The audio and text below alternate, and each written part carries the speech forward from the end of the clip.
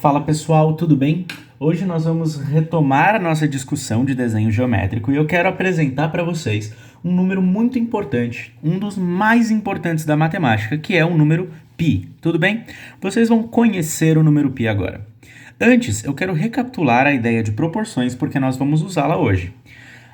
Quando nós falávamos que duas figuras eram semelhantes, o que nós fazíamos era saber se, experimentalmente, né, para dar uma intuição do que era uma figura semelhante, a gente comparava uma com a outra e via que se colocando a menor mais perto do seu olho, ela tampava perfeitamente a figura maior. Então, por exemplo, se eu pego esse retângulo menorzinho aqui e aproximo da câmera, eu quero saber se ele consegue tampar exatamente um dos retângulos maiores. Se isso acontecer, é porque eles são semelhantes. Então, olha só, ele cobriu aqui certinho o retângulo maiorzão, ele cobriu aqui certinho esse retângulo aqui, e é claro, ele é do tamanho dele próprio.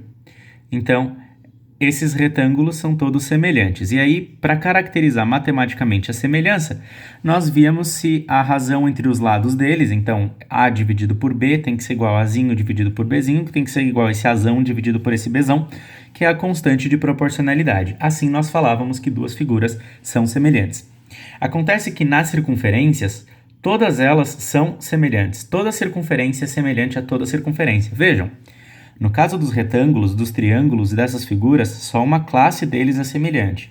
Só os retângulos que têm esse formato, aliás, é semelhante a outros deles. Se eu desenhasse qualquer outro retângulo que fugisse dessa proporção, ele já não seria semelhante a esses aqui.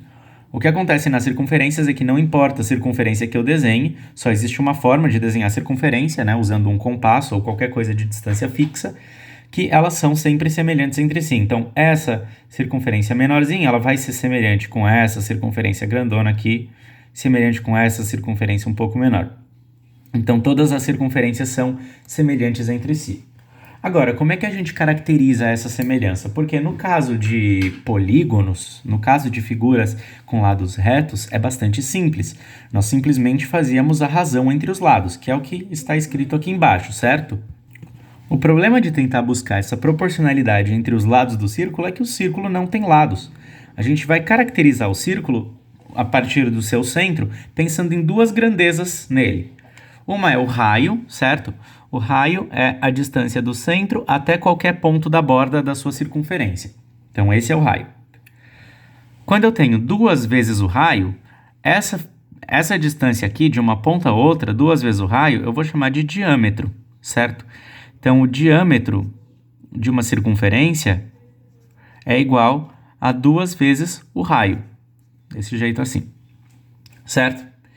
Além disso, eu vou caracterizar a minha circunferência com base num comprimento, que eu vou chamar de comprimento, o comprimento da circunferência, tudo bem? Então, eu vou chamar de comprimento da circunferência, tá? Agora, o que eu posso encontrar de constante de proporcionalidade aqui na minha circunferência, a constante que eu vou encontrar, constante K, ela vai ser igual a esse comprimento da circunferência dividido pelo diâmetro, desse jeito assim, certo? É claro que eu não consigo pegar a minha régua e medir qual que é o comprimento da circunferência, porque a minha régua só mede coisas retas, ela não mede coisas curvas. Mas, aqui para nossa aula, que é para dar uma intuição do que é o número π, eu usei um barbante e vocês podem fazer isso em casa também. Então, eu posso usar um barbante para cobrir direitinho a minha circunferência e medir o comprimento desse barbante. E depois eu meço o comprimento do diâmetro e faço essa razão e vejo qual que é o resultado. Aliás, esse D ficou feio. Pronto, ficou um pouco menos feio. Eu sugiro que vocês façam isso em casa, é bastante interessante para ter uma intuição do que é esse número, né? Então, o que nós vamos descobrir aqui é qual é a constante de proporcionalidade para todas as circunferências, porque essa constante é para esse tipo de retângulo. Como as circunferências são todas proporcionais, são todas semelhantes, então a constante que eu encontrar aqui vai servir para todas as circunferências. Então, pego o meu barbante, que tem o mesmo comprimento da circunferência, meço ele aqui na minha régua. Olha só, ele tem, nesse caso, 22 centímetros, né? Vou tentar segurar direitinho aqui. 22 centímetros. Olha só. É o comprimento do meu barbante. Colocando uma ponta no 0, a outra ponta vem aqui no 22. Então, esse meu barbante tem 22 centímetros. Eu sei que nessa minha primeira circunferência, o comprimento é igual a 22 centímetros. E o diâmetro? O diâmetro, como ele é uma linha reta, a gente consegue medir com a régua. Olha só, o diâmetro é 7 centímetros. Então, o diâmetro é 7 centímetros, certo? Muito bom, vamos deixar esse dado na cabeça. Vamos ver para essa circunferência aqui de baixo, essa menorzinha. Para essa circunferência aqui, eu não preciso fazer 2 vezes, mas eu estou fazendo só para vocês verem que, de fato, a coisa se comporta em todas as circunferências, né? Então, com o meu barbante aqui no 0, a outra ponta está aqui sobre o 17. 17, do 0 ao 17. Então, eu sei que o comprimento dessa circunferência é igual a 17 centímetros. E o diâmetro dessa circunferência, posso medir aqui facilmente, é igual a 5,4 mais ou menos, né? 5,4, um pouquinho aqui antes do 5,5. Então, o diâmetro, 5,4 centímetros. Eu poderia fazer para essa pequenininha aqui também, eu já cortei um barbante do tamanho dela, mas eu acho que com 2 já é suficiente para a gente ter uma ideia. Então, olha só, a constante de proporcionalidade, ela vai ter que ser igual a uma observação, tá? Esse meu método de usar o barbante, ele não é perfeito, porque eu não consigo fazer uma medida perfeita, eu não consigo um barbante feito com um compasso, assim. Então, sempre vai faltar ou sobrar um pouquinho. Então, o que a gente está tentando entender aqui é qual é aproximadamente o valor dessa constante.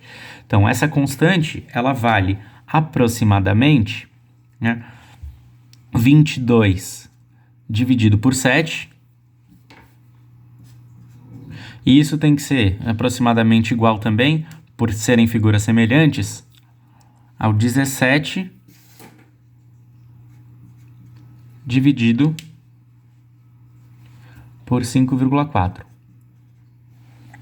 E que número é esse? Vamos ver. Esse número aqui, 22 dividido por 7, é aproximadamente, vejam, 22 dividido por 7 é aproximadamente 3,14. Então, isso aqui, aproximadamente 3,14. Esse número aqui, 17 dividido por 54, ó, eu vou fazer aqui na calculadora também. A conta é 17 dividido por 5,4. É aproximadamente 3,14 também.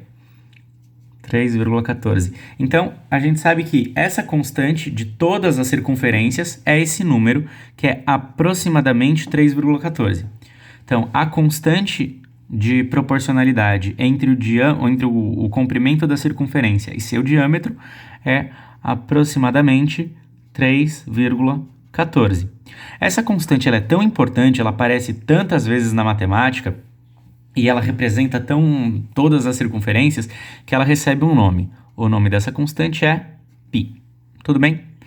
Então, o número π é aproximadamente 3,14. É um dos números mais importantes que existem na matemática e ele nada mais é do que a razão entre o comprimento de uma circunferência e seu diâmetro.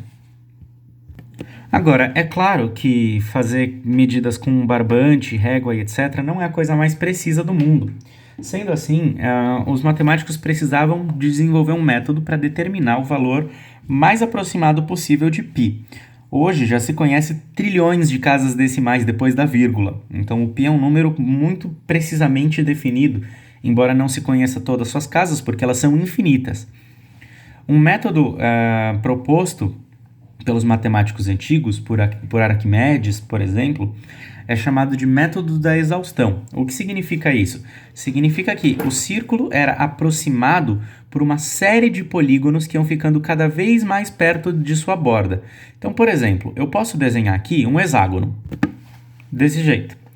E o meu hexágono, ele não é perfeitamente junto da circunferência, mas a gente consegue dividir os lados dele na metade, de novo.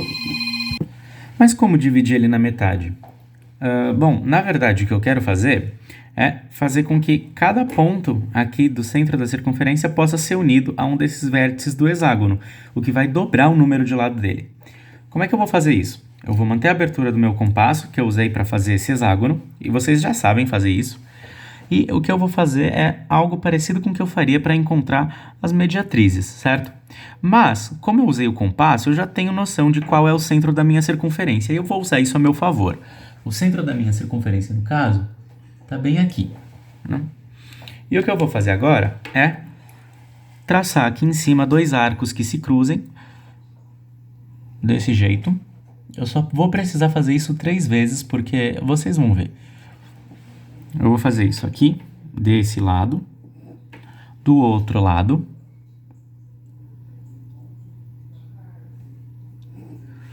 Faço para mais um dos lados, vou fazer para esse daqui.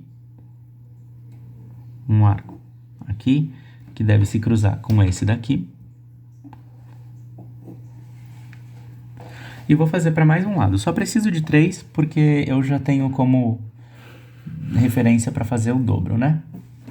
Aqui e aqui, assim. Pronto. Agora, com a minha régua, eu vou usar o meu ponto do meio do círculo como referência. Eu vou unir cada ponto de intersecção ao meu ponto, mas eu não vou fazer uma reta, porque eu não quero poluir o meu desenho. Mas se vocês se sentirem mais confortáveis desse jeito, vocês podem fazer. Então, agora o que eu vou fazer é um tracinho aqui desse lado, um tracinho aqui desse lado. Viu só? Porque eu não preciso fazer em todos, eu consigo desse lado e do outro, né? Faço o mesmo para cá. Então, um tracinho aqui, um tracinho aqui. Faço o mesmo para cá.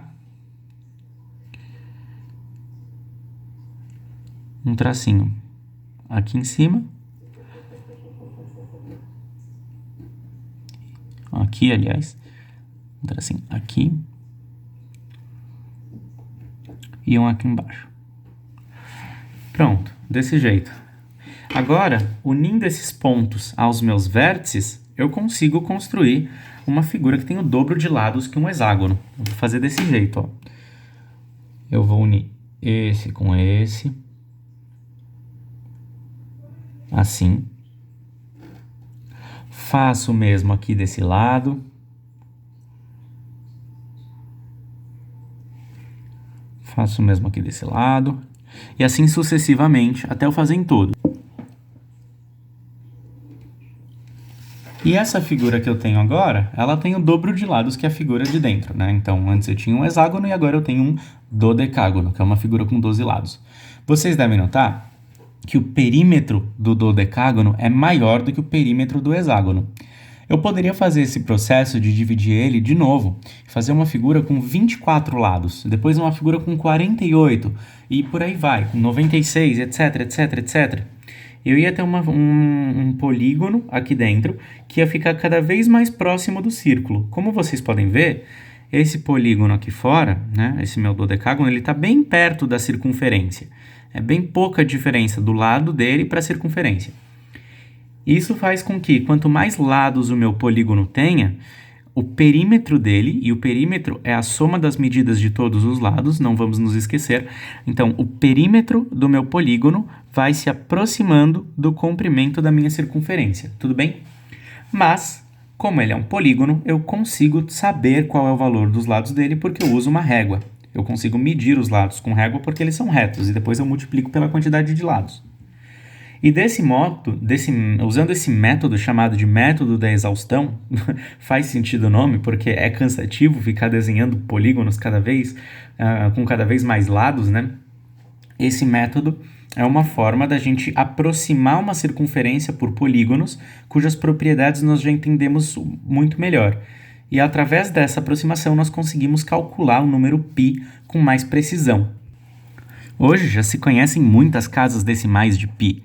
Π é dado com uma precisão fantástica. O que a gente sabe, além do 3,14, são várias outras casas. 3,1, 4, 1, 5, 9, 2, 6, 5, 3, 5, 9 e por aí vai. Ele se estende infinitamente e essas sequências numéricas nunca se repetem, porque o π ele é um número irracional.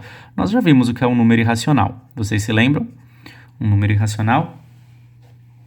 Bom, isso é o que eu tinha para falar do π. Eu espero que vocês tenham gostado da aula e tenham entendido. Até mais!